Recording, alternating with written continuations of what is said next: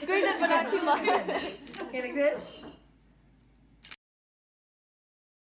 Okay, let's go. Okay, like I said, we're making pho. Can we all say pho? Pho. Yeah, okay. We're gonna make a really fucking good soup today. Alright, so there's many variations of pho. The Thais do it too, the Vietnamese do it, the Lao do it too, and the Cambodians.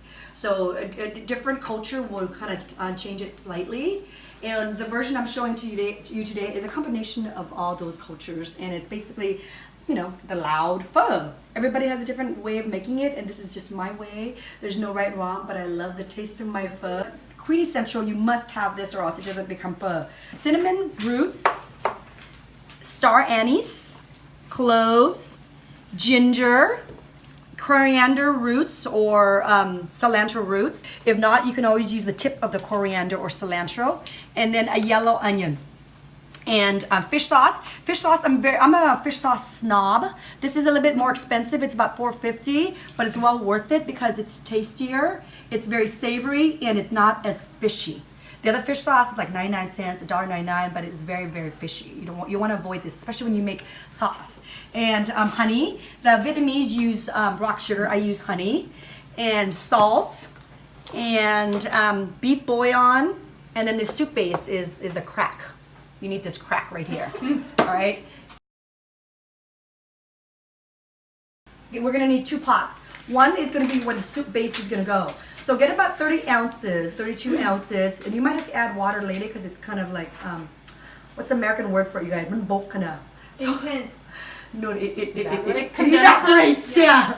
Get that pot going, about 30 to 32 ounces. It's about this size pot. I like to use oxtail. Or if you don't use oxtail, you can also use short ribs. Short ribs is great. I like to always parboil my meat before I always cook it because it gets rid of the scum. And I'll parboil this. And you're gonna do that until it kind of just boils over. Okay, while that is parboiling, we're going to cook the onion. You can leave it whole like this. I like to take it all out because I'm very OCD, but for time's sake, I'm just gonna leave it on because most people leave it on. We're just gonna grill that. If you want it to cook faster, you can always slice it in half before you grill it too, you guys, okay? Okay, we're gonna smash this down so that way it kind of releases its flavors, okay? Napkin. Pound, pound, pound. You leave this rind on? Right, because we won't be eating it. Okay. Kind of opens the flavors. You could grill it on the grill like this, the way I do it, or you could do it in your oven. Broil it, put it in, and just let it cook. Ooh, see? That might be dangerous. That's why I usually take out the skin. This is my first time doing it without the skin because I was being lazy. It's not just a cooking show, it's a comedy show. I watch it. This is no void. It's fun. Yeah, it's fun. It's how many socks I got at my house. Who can guess how many I have? A lot. If you can guess the right number, I'll give you a prize. 5. Shoot. Ooh, you guys are good. I do have 4 and 5. Wow, All different sizes. funny. The colors. And colors too. I don't discriminate. Start with the big one because you don't want to burn the cloves. The cloves burn really fast. It takes about 30 seconds. So doing this releases its flavor. Okay? If you don't do it, it won't be as fragrant, so you want to release the flavor. This one doesn't have as good smell, but it was all I found at the Asian store. It was the cinnamon root. Okay, so put that in and get that cooked up. And then let's put the star anise in because it takes a while too before it can turn any color. I would never even think to ever cook that. I mean, yeah, it really releases the flavor better when you cook it. Because if you do it, just put it in there, cook it, won't release. Exactly. While all that is cooking, you guys can multitask and you can wash all your vegetables and slice your green onion, your cilantro, and your this is not the yellow onion. This is the Vidalia onion. It's sweeter. Okay, so for this one that you're going to garnish with, you do not want to use yellow onion. It's not as sweet. You want it to have a sweet flavor into it, a natural sweet flavor. So use Vidalia sweet onion or Maui onion. And for the one that goes in the pot, just a cheap 49 cents a pound yellow onion. Okay, and what is this? Jalapeno? Jalapeno, beet sprout, and lime and basil. These are the basic garnish. And the other ones we're gonna do.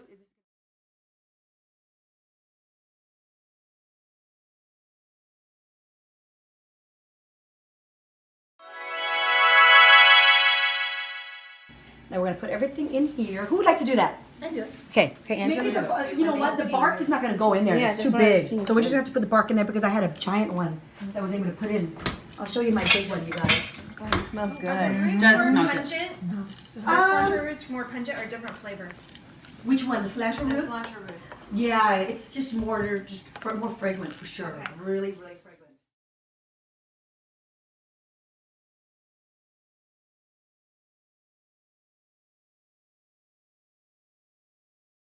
Don't let that go to waste. This is actually very useful. I put these sticks to it. It's okay. Yeah, yeah, perfect. It's those flavors that come together. Oh, Okay, and then we're gonna throw this in the pot like this. That's already finished parboiling. We're gonna turn it off. Need to grab it. yeah. No emergencies tonight. Let's let the water out. We're gonna clean it and then we're gonna throw it in the big pot now. Clean that up. And you wanna cook all this over low heat. If you do it over high heat, it creates a lot of residue. So you're gonna cook that for about 4 hours on low heat.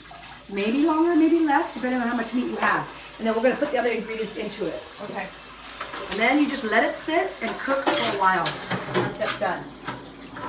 Keep checking up on it and stirring it. So this is with not yet. What did I say? What did I say? How much salt did I say on that thing? I did it twice. 1 tablespoon. Okay, 1 tablespoon. Here we go. Last measuring. All right, Mary, you want to throw it in the pot for me, girl? I sure will. Okay, 1 You tablespoon. want this in the big pot? In the big pot, girl, yeah. Yeah, I think I have a fish sauce. With the balls? Yep, with the balls. Oh! Wrong one. Sorry, girlfriend. In this pot. I'll take them out. I'll do them out. I hope you wanted the salt with the balls. I wanted the salt. I didn't know you meant literally the balls. Oh, God. Okay. It's okay, girlfriend. Because You got ball, not balls. Yeah, that's what I thought. So 6 tablespoons. Yeah. You want me to open this one? Open that one because we're going to need more because this one is probably It's not. almost done. Yes. Yeah, because I let the bone kind of just release more flavors, like the bone there. Because nowadays, bone broth is really popular. It's supposed to be good and for so expensive. and expensive. They were selling it at Costco or something, right? And so it's so interesting because a lot of people have been eating bone broth for generations, for centuries, and now America is saying it's hip, healthy. it's very healthy. It's selling it at Costco even, okay? So Asians have discovered bone broth as being a great remedy to a good health. So take note on Jeff that. Nolan says, I forgot to take notes. Jeff, don't forget, because we're not going to be sharing this recipe yet. All right, Mary, I want you to put about, what did I say, 6 tablespoons? Correct. In there. All right. Okay, use the old bottle first. I will. Get rid of that first, girl. I actually Okay. have to use this. Remember what I said? This is the crack. It's a little bit pricey, but when you think about how much it feeds for a family, it isn't. It's like $7 for this, but it's two pots. So you use half of it and use the other half for later. And you just keep it in the refrigerator. I already used the other half in the pot, yeah. So it's basically a soup base. It's got like beef base and it's got all the spices in here. So this spice basically is the same as what went into the pot, but ground it up. That's why my pho is so rich and so savory, because I don't just use this or just use that. I combine the two together to create such a fragrant and that savory richness. So we're just gonna throw this in here and all of this, half of it, Then, and then sometimes if you don't have enough beef bones, it might not release as much beef flavor. So I always like to kind of put extra. Okay, 2 tablespoons.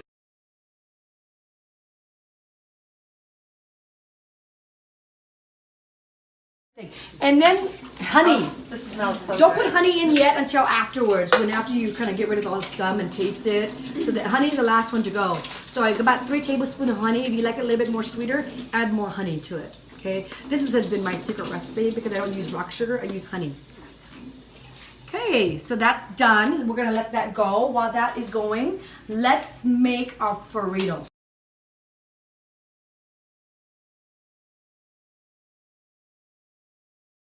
Thank you, love. Thank you guys. So let's all say good night and how do you say? Sign off. No, how do you say? You know how to say somebody? You say lakon.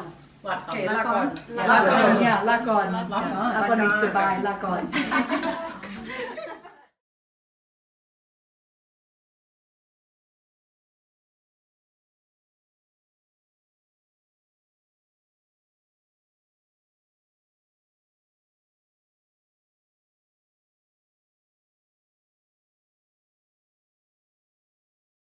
Where's the water? Right over here. Okay. Here, are we ready, sweetie? Let's slide. And I gotta remember to look at that phone and not the red one. Okay. Oh, here, this is for you. Oh, thank you, girlfriend. You're welcome. Exciting!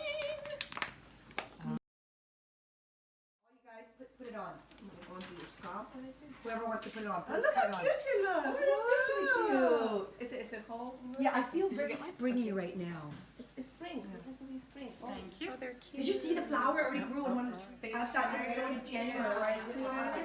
Yeah, what's your question? Ginger. Yeah. Do you ever freeze it to keep it? Because you know how Costco sells like Yeah. a ginormous could. amount? You And could do do that, you ever especially do when you're just gonna cook like this. But if you're going to do it with like cook fresh food with it, ginger, I wouldn't suggest freezing it. But if you're going to like put it in a hot tea, freezing it is great. It'll preserve it better than letting it rot. I put it in the freezer, and it's just, when you had to peel the skin to cook it, it was not the same. Yeah, yes, yeah. When you want to cook fresh food with it, but if you're going to like, But if you're gonna put it in something. right, if you're going to like, what is it? Put it in a blender and put it in a marinade, freezing it. I freeze my garlic and stuff too. Oh, really? Yeah, flavor. So, no Law, oil. you said that there's cinnamon root. Is that different than cinnamon sticks? I know the cinnamon stick is rounder and it smells Yes. better. This is all I found at the Asian store. I prefer the American cinnamon stick, to be honest with you. Okay, so get cinnamon stick. It smells so much better than the root. So I write But I- American next to it. Yeah, do American cinnamon stick. It's Yeah. Sprouts sells it quite expensive. In the Mexican stores, a big package for like $3. So it's cheaper, huh? Yeah. Thank you. Good night. Where'd you put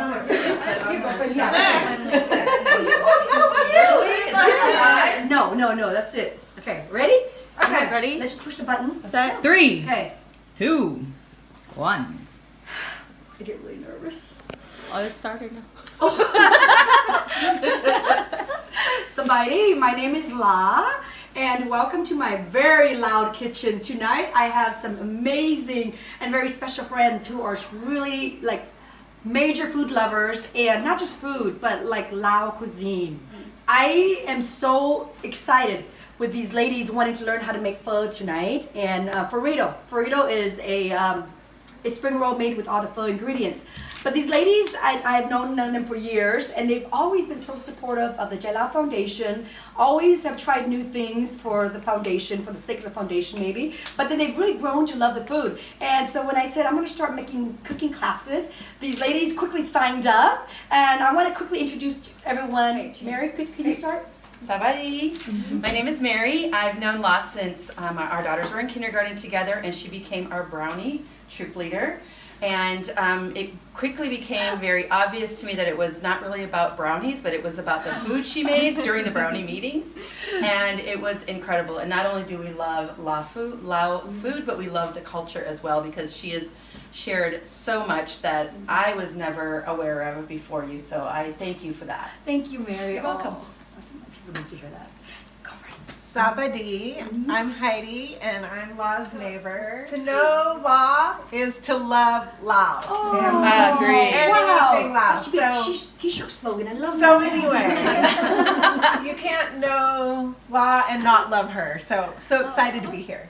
Sabadi. I'm Cameron, and I've known La since a long, long time ago. And so she's just a dear, dear friend of mine, and I love Lao food. So You've been making Lao food for a long time now. yeah. So Pho is one of the first things I begged her to show us how to do. Pho and lap, and sticky rice. So yeah. So I'm happy to be here. Awesome. Thanks. Okay. Angela? I'm Angela. I met out through Heidi, and I always used to see her Facebook post with all this food and say, wow, this lady is superwoman.